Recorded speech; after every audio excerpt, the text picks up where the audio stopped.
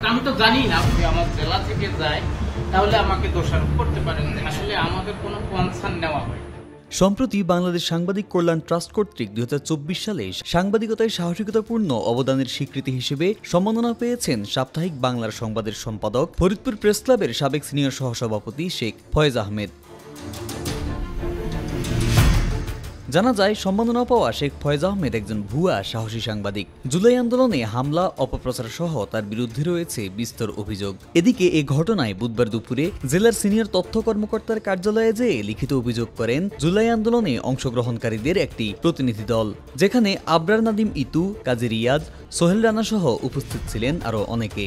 এ সময় তারা এই ভুয়া সাহসী সাংবাদিকের সম্মাননা প্রত্যাহার ও প্রকৃত সাহসী সাংবাদিকদের মূল্যায়নের দাবি জানান। তাদেরকে বাদ দিয়ে শেখ ফয়েজ আহমেদের মতন এক বাটপারকে কিভাবে এই সম্মাননা দেওয়া হলো?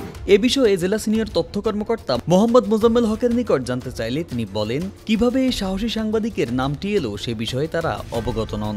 নেওয়া হয়নি তাদের কোনো মতামত। যখন কোপার চ্যানেলে আমার কাছে চিঠি দিত ডিজি স্যার অথবা ওই সংস্থা, তাহলে কিন্তু আমি দায়বদ্ধ থাকতাম। আমি তো জানি না, আপনিও যেমন জানেন না, আমার জেলা থেকে যায় তাহলে আমাকে দোষারোপ করতে পারেন যে হ্যাঁ আপনি কেন পাঠালেন। আসলে আমাদের কোনো কনসার্ন নেওয়া হয়।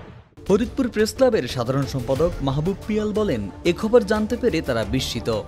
এটি জুলাই গণ অভ্যুত্থানের সময় অবদান রাখা সাহসী সাংবাদিকদের প্রতি অসম্মানের শামিল। আমরা এর তীব্র নিন্দা জানাই।